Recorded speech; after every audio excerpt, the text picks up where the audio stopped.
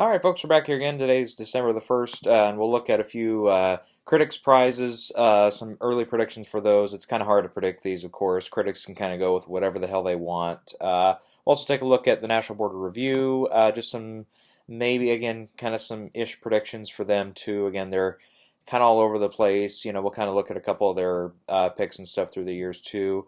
And also, we'll get to some early Critics' Choice nomination predictions because those are actually coming out on a week from now, December the 8th, which is kind of weird. Most of the time they save these for weekdays. Like, Golden Globes are going to be the next day. SAG Award nominations will be a couple days after that. So we'll get busier here in the next couple weeks, that's for sure. But for now, we'll get some early predictions out for some of that stuff. So I guess we'll start chronologically here with National Board of Review. They're going to be on, let's see, where's my date here? December the 3rd, so that's coming up here on Tuesday of this week.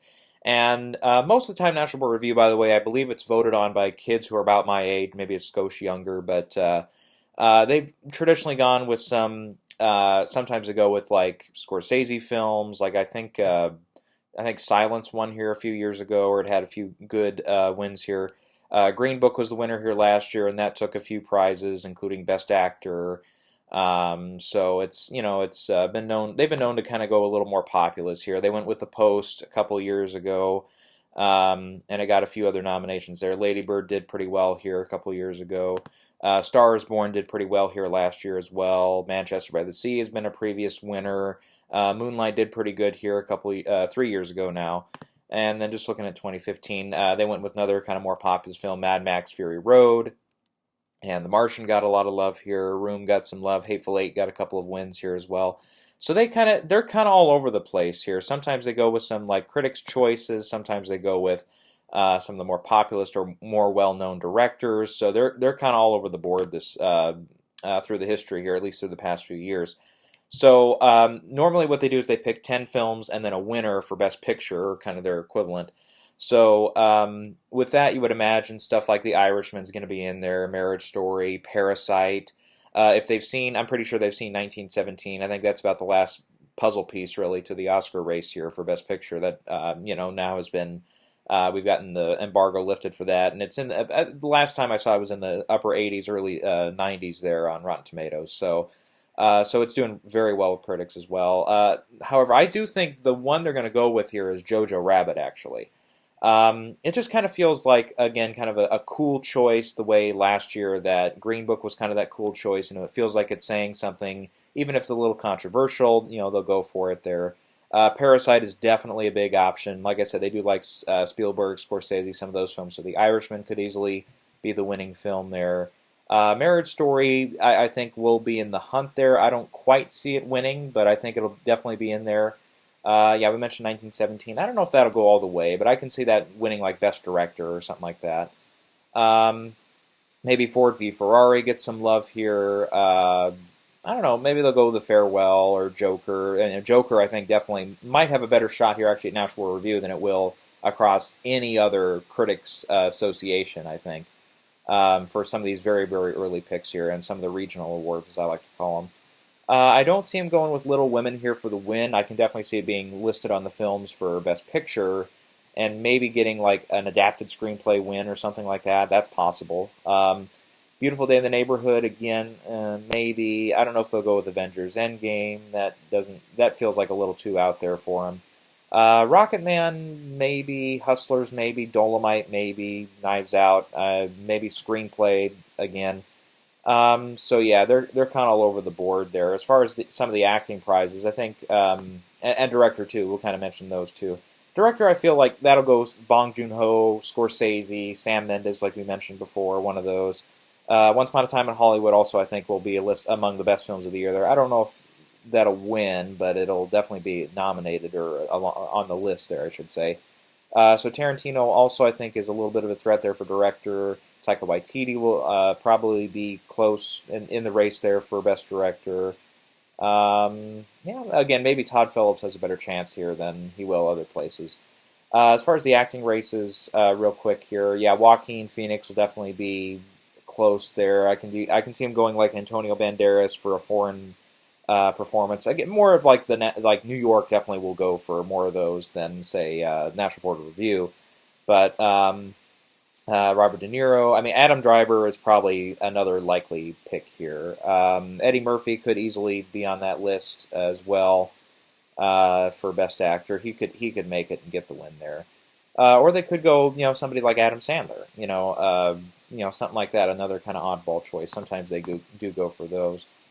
For Best Actress, that feels like it's either Renee Zellweger or Scarlett Johansson, or maybe Awkwafina gets that one. Those are about the only three I'm looking at. I mean, we could get an upset here by like Saoirse Ronan for Little Women, or maybe somebody like Lupita Nyong'o for Us. I mean, she's starting to bounce more into my Best Actress thoughts here more recently. So that feels a little bit more limited to me. For supporting actor, I think that one they're probably going to go something like an Al Pacino or Willem Dafoe for The Lighthouse. So I think Willem Dafoe will probably pick up a good number of critics' prizes in the coming weeks here. They could go somebody more populist like Brad Pitt for Once Upon a Time in Hollywood. That could very much happen. Tom Hanks, Beautiful Day in the Neighborhood as well. Or they could go with Anthony Hopkins' Two Popes, or Song Kang-ho for Parasite. That feels, again, like that one might sneak up on us here. Or they could go something a little more independent like Honey Boy for Shia LaBeouf or Noah Jupe. Or, I'd say that's probably where that's going to end. But, yeah.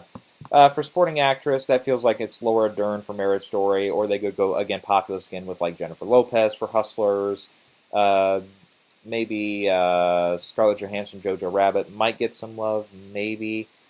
Zhao Shuzhen for The Farewell, possibly Margot Robbie for Bombshell. I'm not quite thinking that. I'm not quite on the train for Florence Pugh yet for Little Women.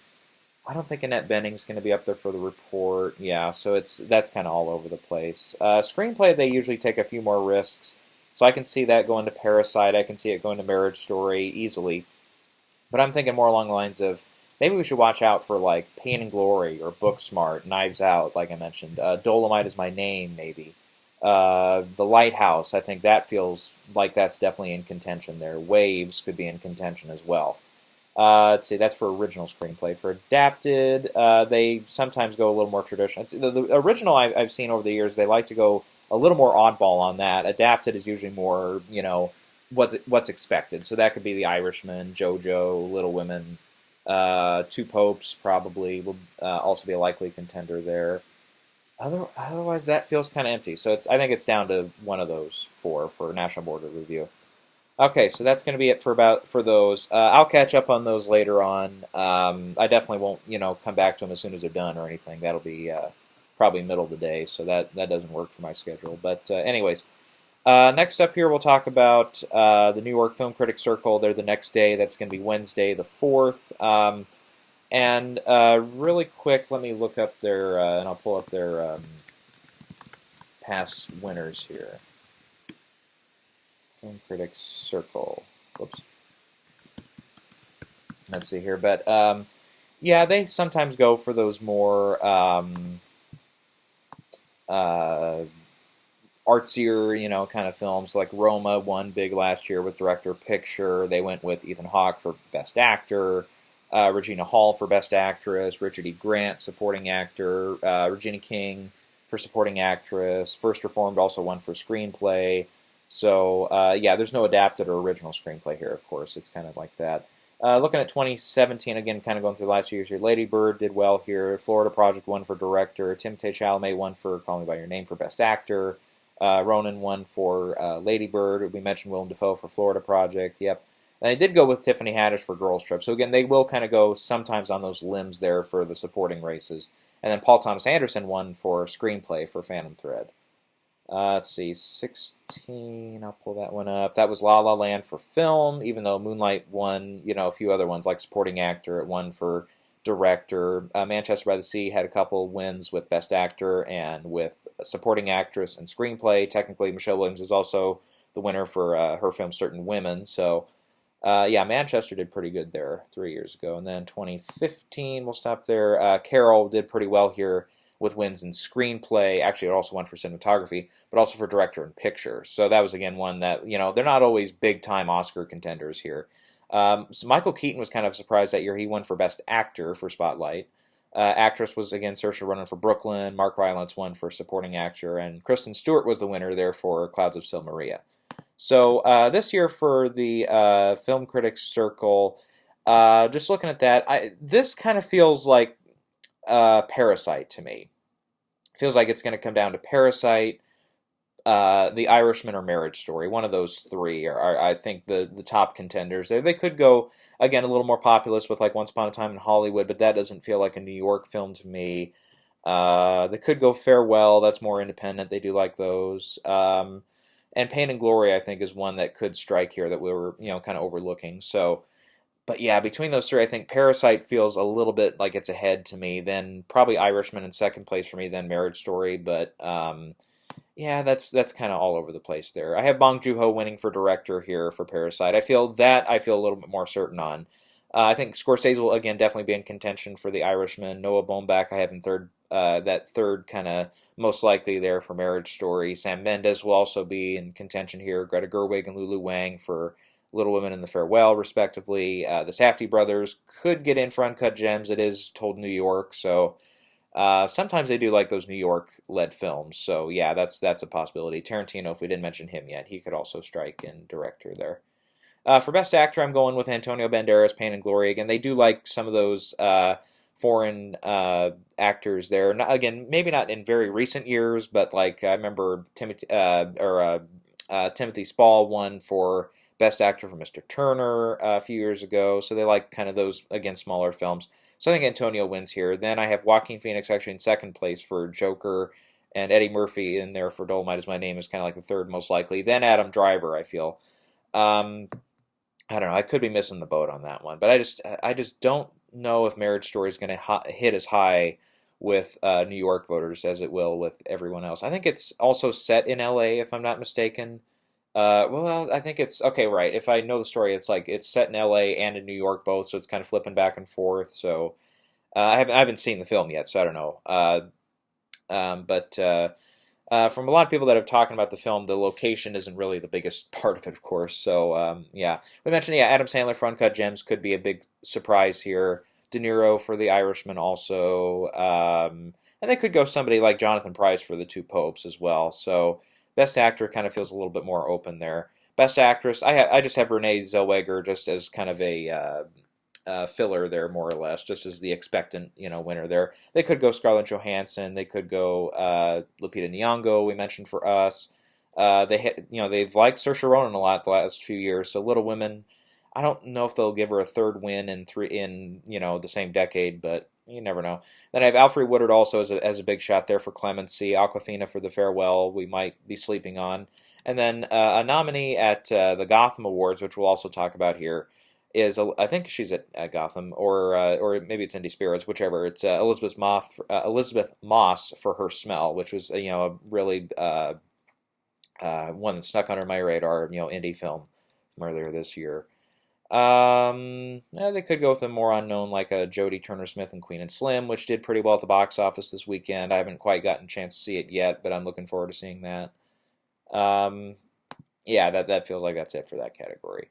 And then for supporting actor, I feel like Willem Dafoe will probably take this for The Lighthouse. It's right along that line of indie, but also kind of a tour de force performance. From what I heard, haven't quite gotten to that one. I have Al Pacino in second place for The Irishman. Taika Waititi, I think, also has a shot here for supporting actor for Jojo Rabbit. I don't know why, but I just look at the rest of them and I just don't really feel too much love here. Song Kang-ho, I think, is also going to be up there for Parasite. Shia LaBeouf possibly for Honey Boy, or Aldous Hodge for Clemency. That feels a little more likely to me. Other than than the more obvious picks like a Brad Pitt, a Joe Pesci, a Tom Hanks, even a Sterling K. Brown for Waves. I feel like is at a little bit of a disadvantage here. I feel. For supporting actress, I'm thinking Laura Dern, Marriage Story. That's probably going to be the big place they award Marriage Story.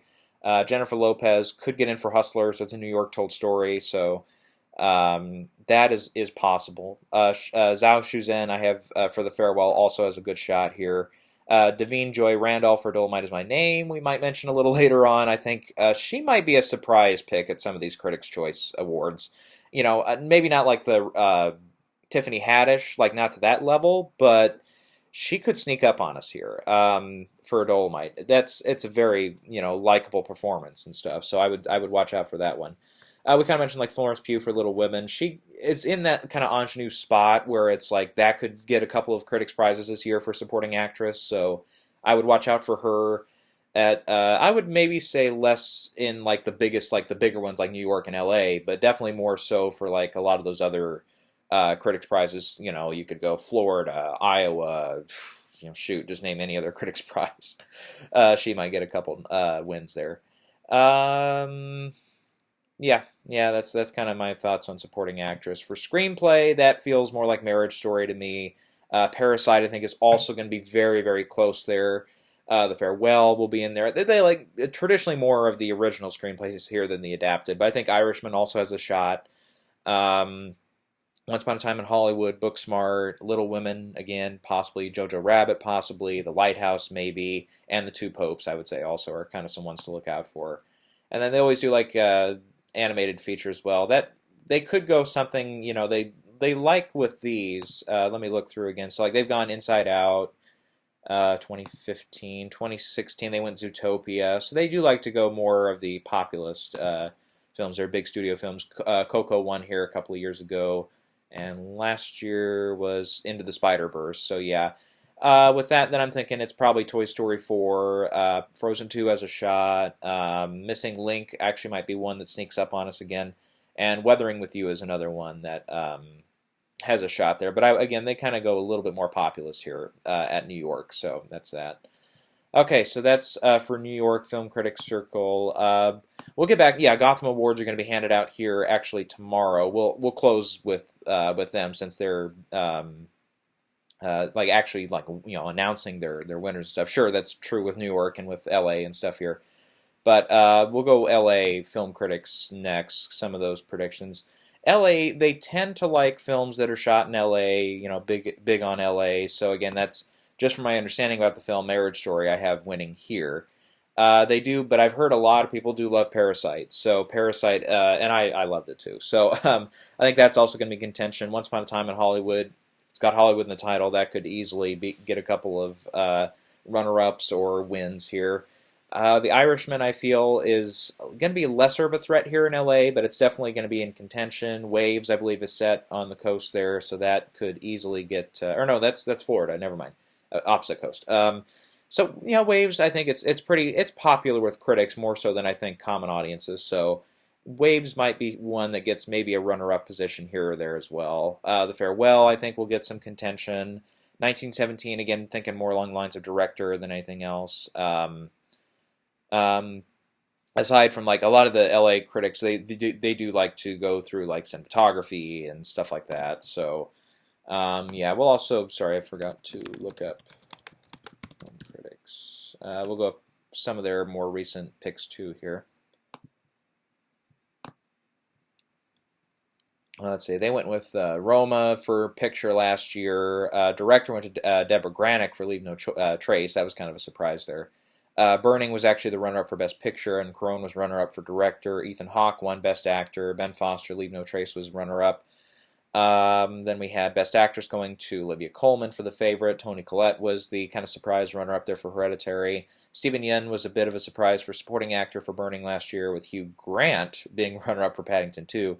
Regina King won for Supporting Actress for Beale Street. Elizabeth Debicki was a bit of a surprise for runner-up. Screenplay went to Can You Ever Forgive Me with The Favorite in runner-up. So, yeah, that's last year. The year before was Call Me By Your Name for Best Picture, and The Florida Project was runner-up for Best Picture. Director was a tie between Del Toro for Shape of Water and Guadagnino for Call Me By Your Name. Call Me By Your Name also won for Best Actor. And I believe it was, no, it wasn't. Okay, I thought it was a contender in screenplay there. No. James Franco was actually the runner-up for Best Actor for Disaster Artist. So again, that's kind of, Hollywood story and everything. Sally Hawkins won for Best Actress, with Frances McDormand being the runner-up for 3 Billboards. Sam Rockwell was also runner-up for 3 Billboards and Supporting Actor, with the winner being Defoe for Florida Project. Laurie Metcalf won for Supporting Actress for Lady Bird. Mary J. Blige runner-up for Mudbound. Get Out won Screenplay, with 3 Billboards being the runner-up there. Okay, I feel like we're going to be here forever. Let's just go back to the categories here. So yeah, that's Best Picture. Going to Director, Again, I think Bong Joon-ho, I think I can see him actually getting a lot of the critics' prizes this year, and then Scorsese starts winning more of the industry awards, eventually toward the Oscar. But Bong Joon-ho is not going to go away for that director prize, though, through the season here. That's for sure. And I have more of those kind of indie films in there for director here as well, with like Noah Baumbach, Lulu Wang, Pedro Almodovar. Would be kind of more of the likely picks here than, say, a Scorsese, Tarantino, Sam Mendes, more of the studio films. Also, I would say watch out for like Terrence Malick for Hidden Life here.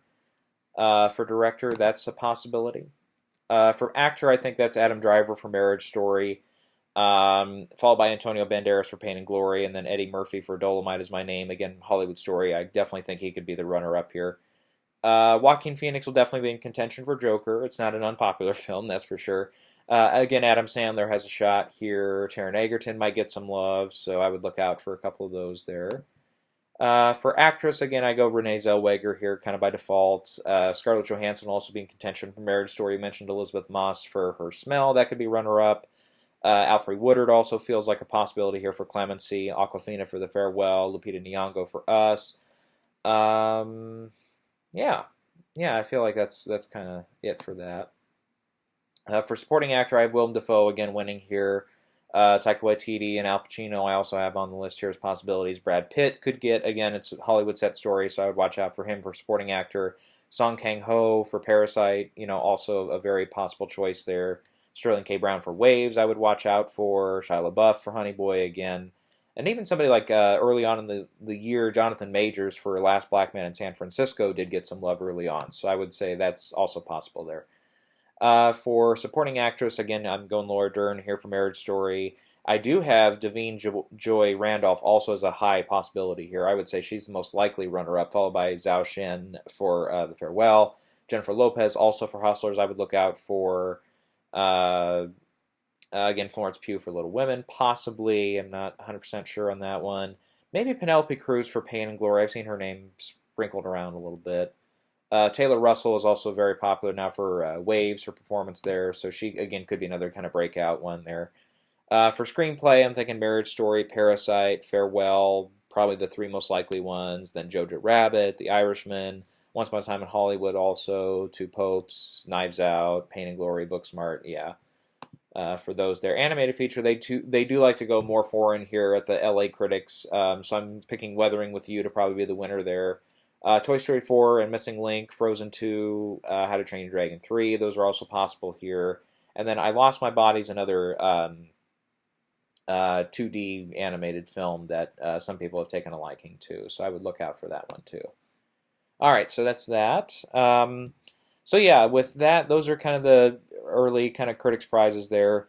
And yeah, Critics' Choice just keeps wanting to beat the boat for everybody here for getting either nominations or wins out early. I guess because they feel they kind of have a thing for trying to predict the winners and stuff, which, traditionally when you have 6 possible nominations in each category for most of the top categories, it's like, well, yeah, you're kind of cheating by doing that, I feel, but not that that's too important or anything. But they did go, last year they went Christian Bale over Rami Malek. They went Roma over Green Book for Best Picture. They went, I believe they went, no, did they go Glenn Close or did they, I forget what they did for Best Actress last year. No, that was a tie last year, wasn't it?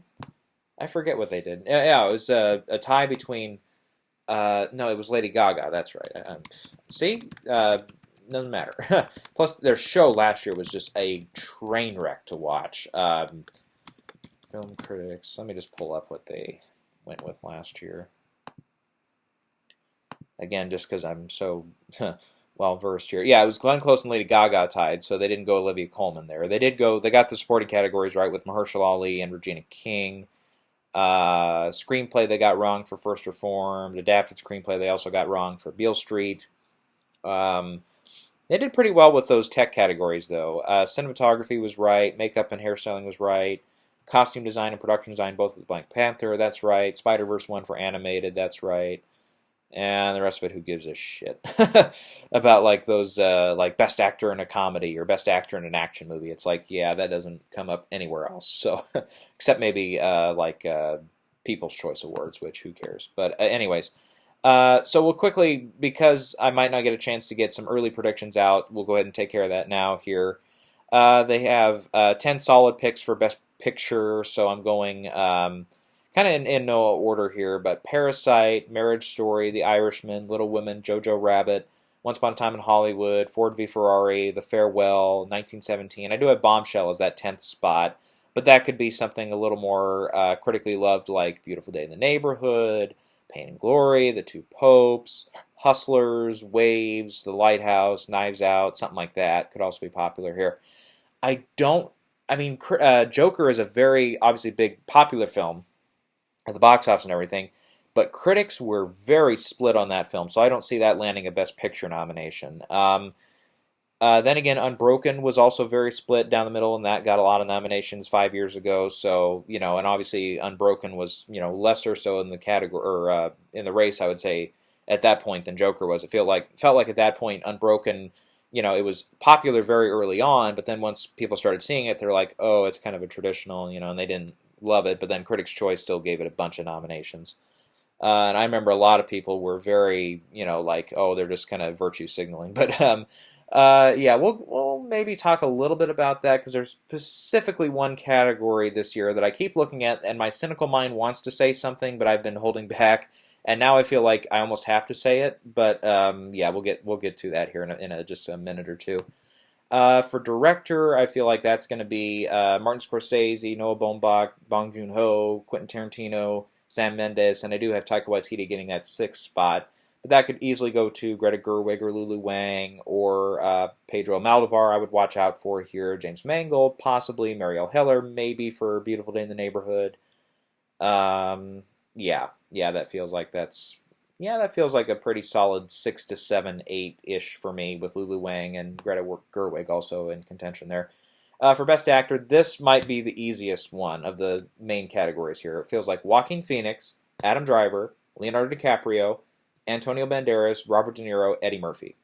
I just don't really have a lot of wiggle room here for people like Jonathan Pryce, Taron Egerton, or Adam Sandler, or Christian Bale. I feel like those are kind of some of the more higher up ones there. Maybe Paul Walter Hauser for Richard Jewell, maybe. Yeah, after that it feels like really slim pickings after that. It just feels like to me, it's like, even though, again, Joker wasn't across the board loved by critics, everybody loved Joaquin's performance. That's about the one untouchable quality of that film that everybody has really, really gone head over heels for.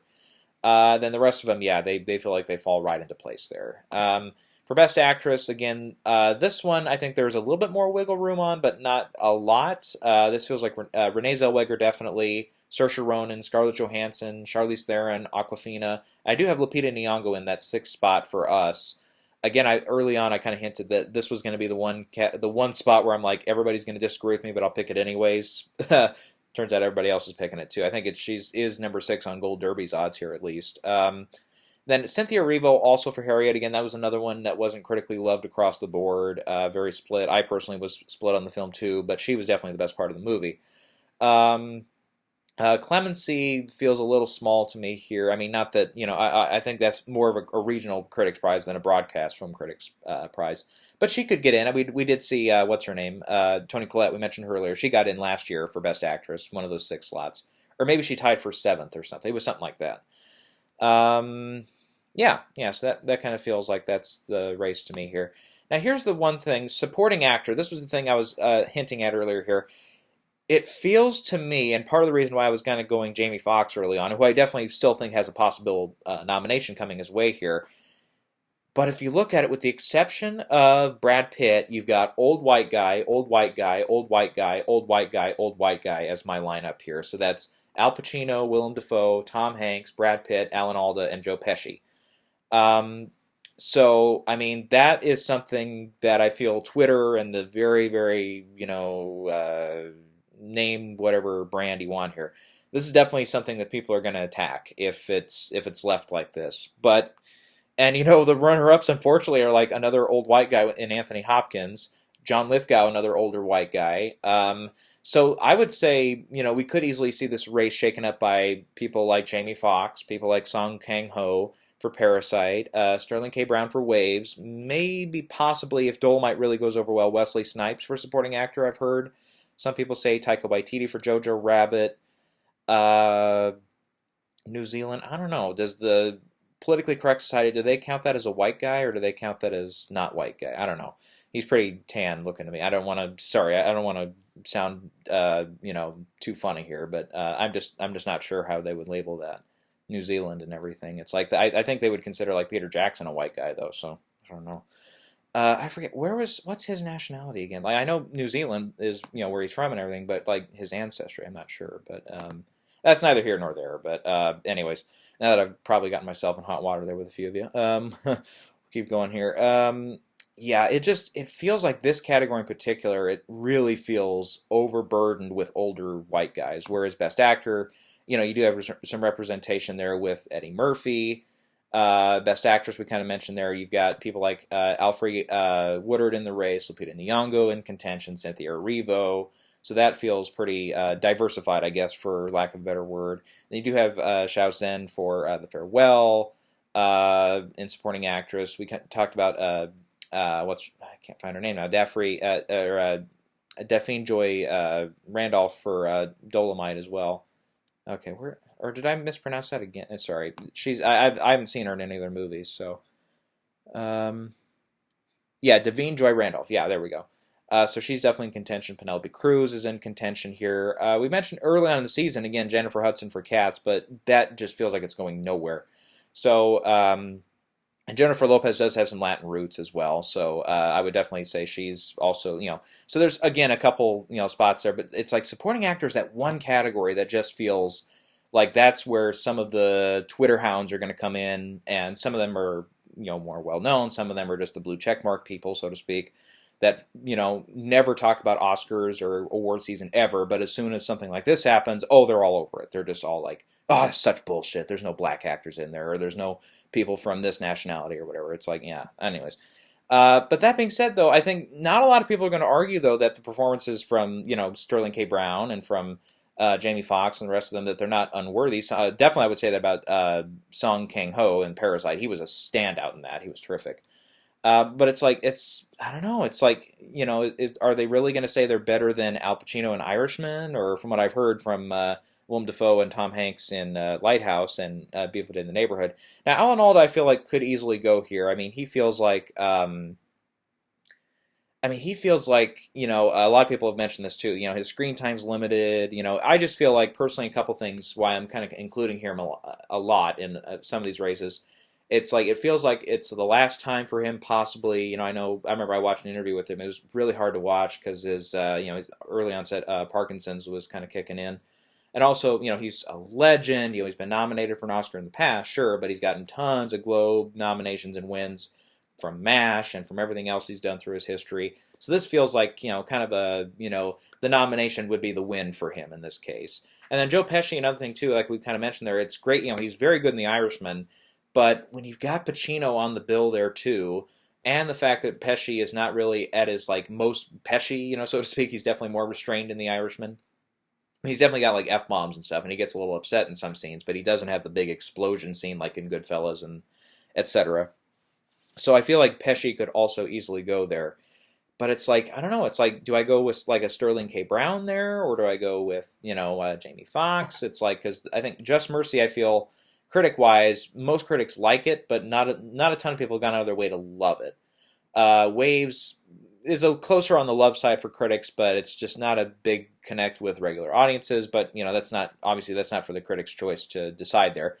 Yeah, it's like, I feel like Sterling would probably be the most likely one to sneak into the race there. But again, I feel, you know, kind of you know, the like they say, you know, I feel it in my bones. There's a storm coming here if we get all 6, you know, old white guys in there. And you could even call Brad Pitt, if he's over 50, you can even call him an older white guy too, I guess. You could fit that in. But I don't know. It again, maybe this is just my cynical brain working here, but I feel like this is maybe one spot where, that could definitely be the decision between whether or not some of these guys get nominated is just based on their race and their age. And it's like, obviously that's technically racist and technically ageist, but I don't know. It's like, and that's also true, having not seen Waze, having not seen Just Mercy quite yet. I did like Wesley Snipes and Dolomite, but not at the level where he would get in over Pesci or over, some of the other ones I've seen here. So it's like, I don't know.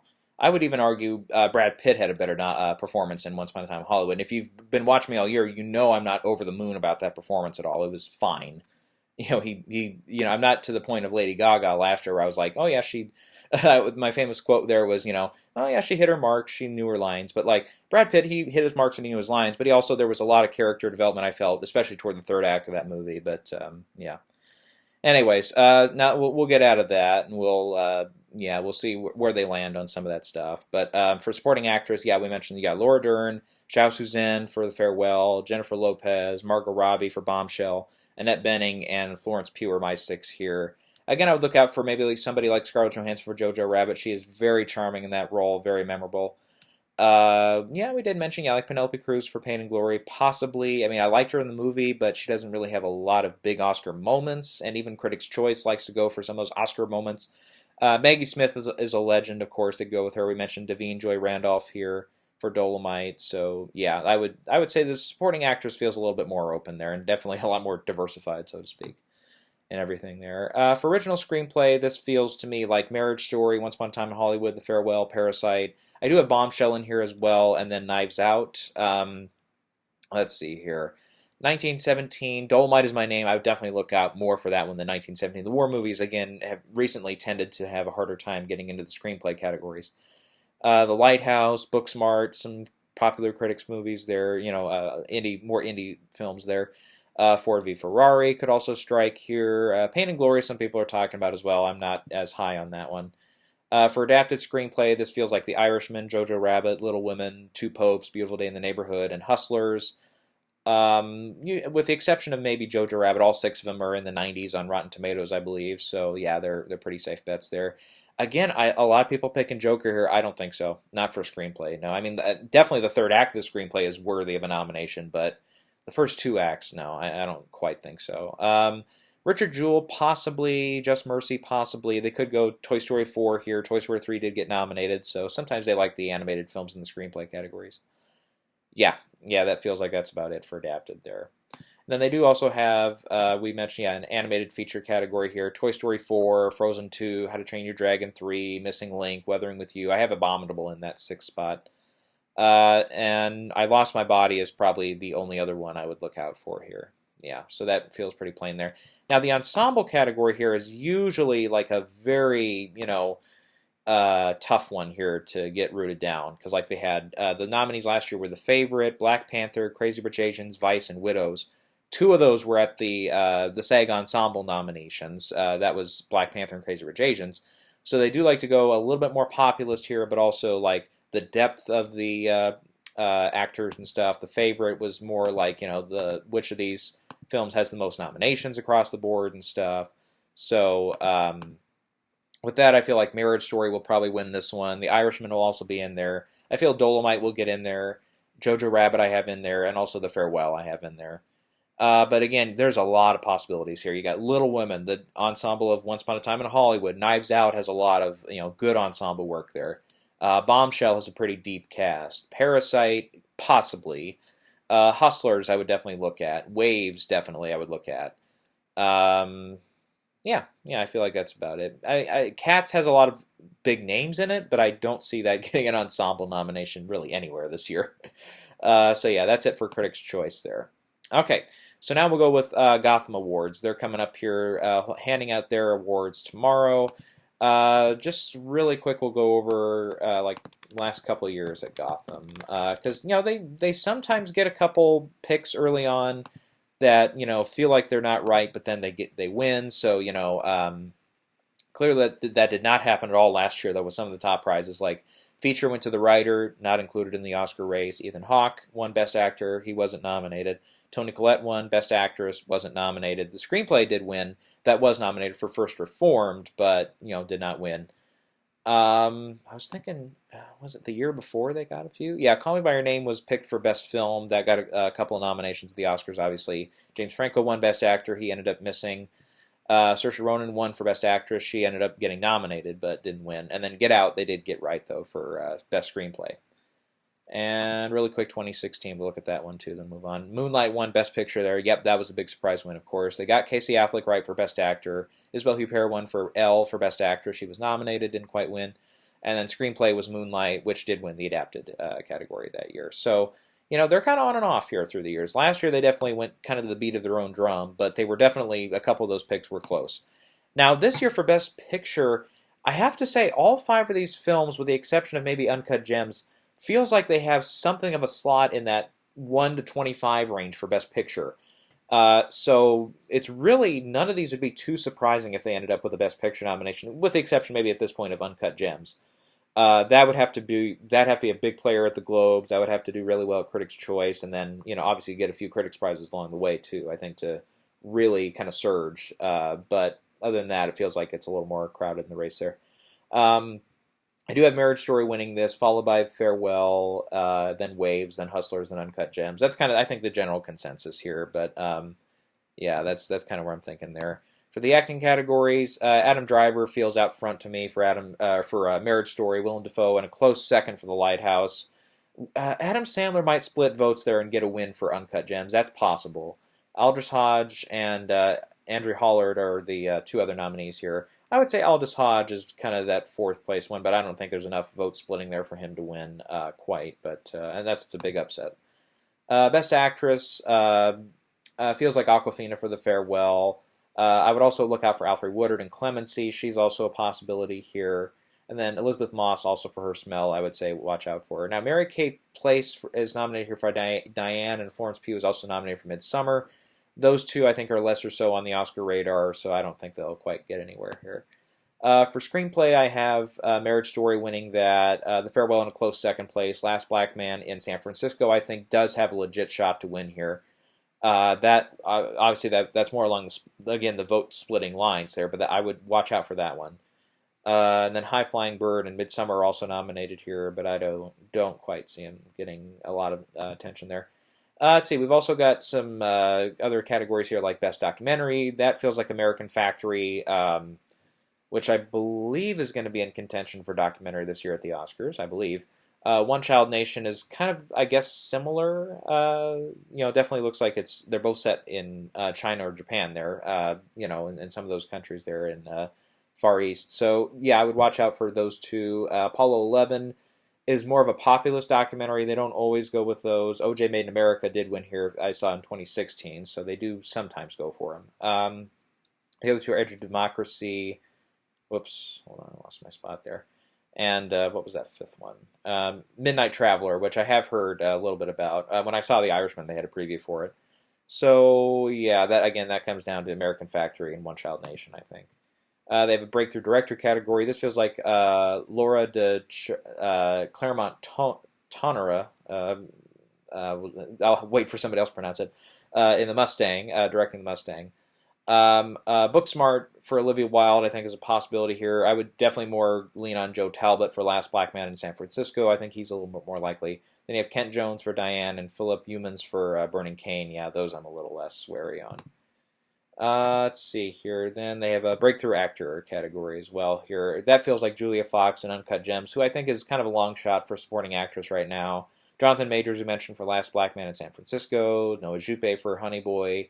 Got an Indie Spirit nomination. Taylor Russell, we mentioned for Waves. And then Eiling Franceschi for The Nightingale. And Chris Gallust for Give Me Liberty were also nominated here. But those top 4, I think, are the ones to look out for. Just for the hell of it, we'll go for it. There's also a couple series categories here. I think When They See Us came up short at the Emmys. I remember reading to Chernobyl, but Chernobyl looks fantastic. I'm looking forward to seeing that one eventually. I do try to watch some limited series every now and again. Let's see, what have I seen recently for limited series? I did see, I caught up on the Patrick Melrose one, which was kind of a snooze, unfortunately, except for some of those flashback scenes with Jennifer Jason Leigh and Hugo Weaving were fantastic, but I don't know. I kind of got bored with the modern day or present time Benedict Cumberbatch stuff. I got a little bored with that. Let's see. I saw the first season of Genius, which I liked a lot. I felt the first episode was a really, really frustrating for me to get through because it kept jumping back and forth at really inopportune times, and I really hated the editing there. But once it got into this, the progressive, at least chronologically progressive, starting at the beginning and going to the end, time-wise there, I felt like I really got involved and really enjoyed that one. But another one I do am looking forward to see is When They See Us from Ava DuVernay. I do like her as a director, and I know some people have gotten into hot water over that with the series. A lot of people do love it, but there's some that kind of question some of the storytelling choices there. Yeah, that's I don't know. I'll wait to see the series until I judge on that. But I think actually When They See Us will win here. I think a lot of people are upset it didn't win at the Emmys, so I can see them going with this one here, and it is more or less politically relevant story than Chernobyl, which I think is also, has a lot of mustard to it. And then I do have the Netflix series Unbelievable, which is another one people have talked about a lot. That's in third place. Again, politically speaking, it's a a series that feels very important. So I would say those three are the ones to watch out for there. David Makes Man, My Brilliant Friend, also nominated here, but I think, again, those top three are going to be the ones to watch out for there. Then they also have a breakthrough series for TV. A lot of people are talking about Pen 15 and Russian Doll. I think it comes down to those two. Undone, Rami, and Tuca and Birdie are also nominated here, but again, I think it was those top two. And Pen, I guess I'll go Pen 15. That's what a lot of the people are picking, but I don't know, that could be Russian Doll, I guess. All right. Feels like that's going to wrap it up here. We'll get into for what's coming next and stuff.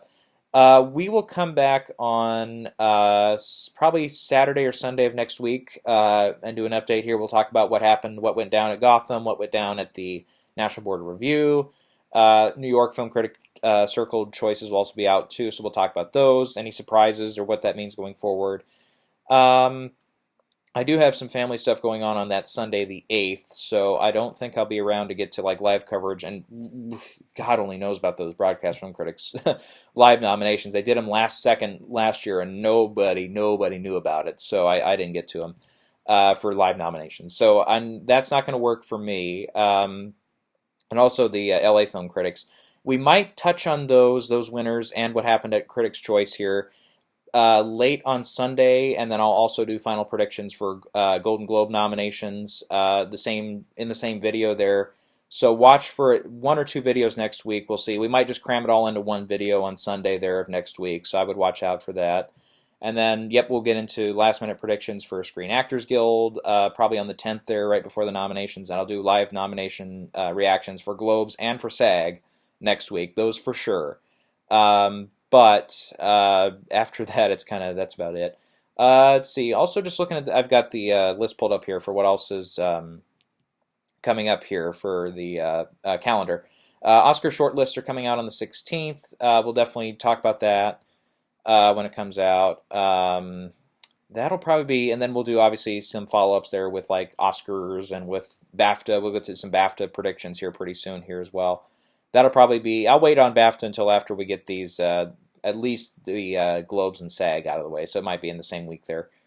Then, Oscar nominations come out pretty early in January there, the 13th, or at least earlier than normal. In between there, we'll talk about, obviously, the Globes will be held before then. I believe Broadcast Film Critics are handed out. It's the night before the Oscar nominations, so we'll get to some quick follow-ups there and final predictions. Again, that'll probably be set. We might do separate videos on those, but obviously those are a little ways out. We've got some time in between, so otherwise, thanks for watching, everybody, and we'll catch up with everybody later on in the week. Again, probably heading for next Saturday.